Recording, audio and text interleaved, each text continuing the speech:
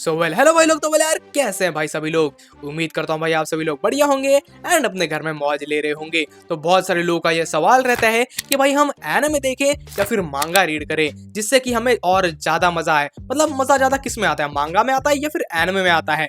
ऐसा मैंने बहुत सारे लोगों से ये सवाल सुना है। तो आज की इस वीडियो में हम इसी के बारे में बात करेंगे, लेकिन उससे पहले हम मांगा एंड एनिमे का डिफरेंस जानेंगे कि एक्चुअल में मांगा एंड एनिमे के अंदर क्या डिफरेंस होता है, ताकि तुम्हें एक बेसिक आइडिया हो जाए कि मांगा और एनिमे में से तुम्हें क्या देखना चाहिए। एंड ये देखने के बाद तुम्हें खुद से ही पता चल जाएगा कि भाई तुम्हें क्या करना चाहिए। लेकिन फिर भी अगर तुम्हें समझ में नहीं आता है कि तुम्हें क्या करना चाहिए, तो उसका आंसर भी तुम्हें वीडियो के एंड में मिल जाएगा। मेरा नाम है रियल ज़ेनॉन एंड बिना किसी देरी से आज की इस वीडियो को स्टार्ट करते हैं। Point number 1, clarity. अब जो लोग बिगिनर है भाई उनको मांगा रीड करने में थोड़ी सी दिक्कत आ सकती है, क्योंकि जो मांगा की इमेजेस होती है वो भाई ब्लैक एंड व्हाइट होती है। इस कारण एक्चुअल में इमेज में दिख क्या रहा है वही भाई बहुत बार समझ नहीं आता, क्योंकि बैकग्राउंड भी ब्लैक एंड व्हाइट होता है, कैरेक्टर भी ब्लैक एंड व्हाइट होता है, तो बहुत ज्यादा घिचमिच हो जाता है।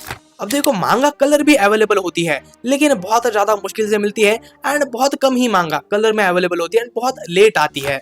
बात करी जाए एनिमे की, तो एनिमे में भाई ये दिक्कत बिल्कुल भी नहीं होती, क्योंकि एनिमे भाई सबसे पहली बात तो कलरफुल होता है एंड दूसरी बात उसमें एनिमेशन होता है, तो स्टोरी तुम्हें काफी आसानी से समझ आ जाती है मांगा के कंपैरिजन से। Point number 2, reading order. अब जो मांगा को रीड करने का ऑर्डर होता है वो भाई नॉर्मल कॉमिक बुक से या नॉर्मल रीडिंग से काफी डिफरेंट रहता है, क्योंकि भाई हम नॉर्मली रीड करते वक्त कैसी रीड करते हैं, लेफ्ट टू राइट रीड करते हैं, लेकिन मांगा रीड करते वक्त भाई मांगा को रीड करा जाता है राइट टू लेफ्ट।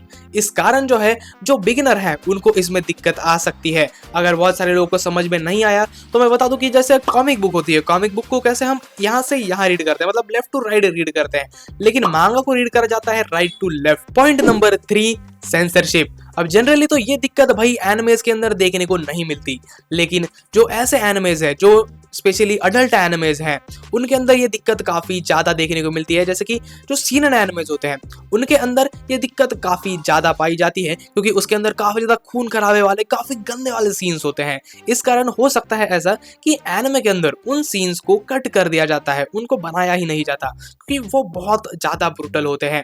वैसे तो ये दिक्कत हर बार नहीं होती, लेकिन ये जस्ट पॉइंट मैं बता रहा हूँ कि मतलब बहुत रेयरली ही देखने को मिलती है ये चीज। Point number 4, pacing. अब बहुत सारे लोगों को ऐसा होगा कि पेसिंग का मतलब पता नहीं होगा।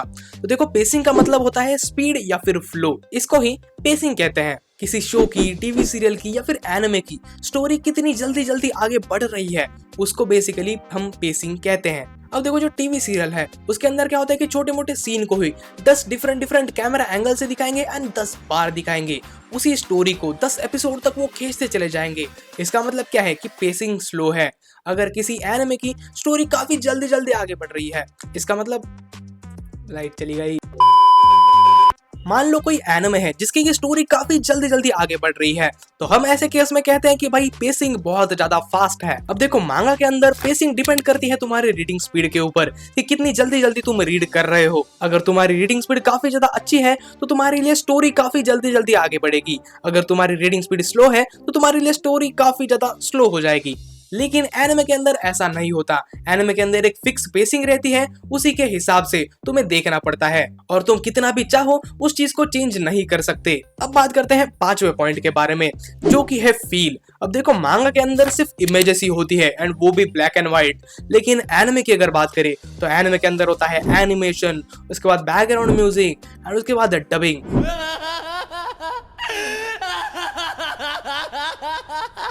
ये सारी चीजें एनिमे को काफी ज्यादा तगड़ा बना देती है, जो कि मांगा के अंदर हमें देखने को नहीं मिलती। तो ये थे भाई मांगा एंड एनिमे के 5 बेसिक डिफरेंस। अब बात करते हैं कि भाई तुम्हें एनिमे देखना चाहिए या फिर मांगा रीड करनी चाहिए। अब देखो इसका आंसर जो है वो काफी सिंपल नहीं है। अगर सिंपल होता तो मैं तुम्हें स्टार्टिंग में बता देता कि नहीं भाई मांगा पढ़ो, एनिमे देखने की जरूरत ही नहीं है। नहीं एनिमे देखो, मांगा पढ़ने की तो भाई बिल्कुल जरूरत ही नहीं है। तो देखो इसका बेसिकली आंसर है कि भाई ये चीज डिपेंड करती है एनिमे टू एनिमे, कि किसी मांगा का एडेप्टेशन एनिमे के अंदर कैसा किया गया है, ये चीज उसके ऊपर डिपेंड करती है। और अगर बात करी जाए मेरे ओपिनियन की, तो मैं तो कहूंगा कि ज्यादातर केसेस में तुम्हें एनिमे देखना चाहिए, क्योंकि हमेशा नहीं बट ज्यादातर टाइम एनिमे जो होता है वो मांगा से बेटर होता है।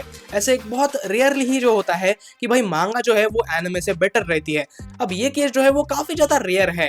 इसी तरीके की और भी मांगाज हैं, जैसे कि बर्जर्क हो गया, वागाबॉन्ड हो गया। वागाबॉन्ड का तो एनिमे अवेलेबल है नहीं, लेकिन बर्जर का ऐसा है कि उसके अंदर इतना ज्यादा ब्रूटल सीन है, इस प्रकार की मांगा है ना कि उसका एनिमे बनाना मतलब इम्पॉसिबल तो नहीं कहूंगा, बट उसके लिए काफी ज्यादा डेडिकेशन एंड स्टूडियो के ऊपर डिपेंड करती है भाई सारी चीजें, कि वो कैसा उस चीज को अडेप्ट करेंगे। और हमारे पास एक और भी एग्जांपल है, जैसे कि डीमन स्लेयर। अगर डीमन स्लेयर की तुम मांगा देखोगे तो भाई मांगा कोई भाव ही नहीं देता था डीमन स्लेयर की, लेकिन जब उसका एनिमे आया तब भाई उसको देख के लोग मतलब इतना मजा आया लोगों को एनिमेशन देख के उसकी, कि लोगों ने उसकी मांगा भी रीड करना स्टार्ट कर दी। तो इसी प्रकार ये चीज एनिमे टू एनिमे डिपेंड करती है। अब तुम्हारे मन में सवाल आ रहा होगा भाई हमें कैसे पता चलेगा कि हमें किस एनिमे की मांगा रीड करनी चाहिए और एनिमे देखना चाहिए। तो ये चीज भाई तुम किसी भी फैन से पूछ सकते हो जिसको थोड़ा बहुत एक्सपीरियंस है, या फिर किसी को भी देख लो यार। जैसे सभी लोग जो है बात करते हैं अटैक ऑन टाइटन के बारे में, तो तुम देखो ना कि वो क्या बात कर रहे हैं, मांगा के बारे में बात कर रहे हैं या एनिमे के बारे में बात कर रहे हैं। सिंपल सी बात है, एनिमे के बारे में बात कर रहे हैं, तो इस हिसाब से तुम्हें आंसर मिल जाएगा कि तुम्हें एनिमे देखना चाहिए। या अगर तुम जैसे बर्जर का देखो, लोग बर्जर के एनिमे के बारे में बात नहीं करते, लोग बात करते हैं उसके मांगा के बारे में। तो इसका मतलब क्या है कि तुम्हें उसकी मांगा रीड करनी चाहिए। अगर तुम्हें कंफ्यूजन आता है तो तुम सिंपल से किसी को भी पूछ सकते हो। तो ये था भाई आज की इस वीडियो में। तो उम्मीद करता हूँ तुम्हें अपना आंसर क्लियरली एकदम अच्छे से मिल गया होगा। देखो ये मेरा फर्स्ट फेस कैम वीडियो है, तो मुझे ऑनेस्टली बहुत ज़्यादा अजीब लग रहा है। अब जो बंदा जो कभी फोटो निकालने में भी शर्माता था, जो फोटो ही निकालता नहीं था, वो जब कैमरा के सामने आता है तो मेरे लिए सब सच बात बताऊँ तो ये एक ड्रीम की तरह है कि भाई मैं कैमरा के सामने फेस कर रहा हूँ, कैमरा के सामने बैठा हूँ मैं।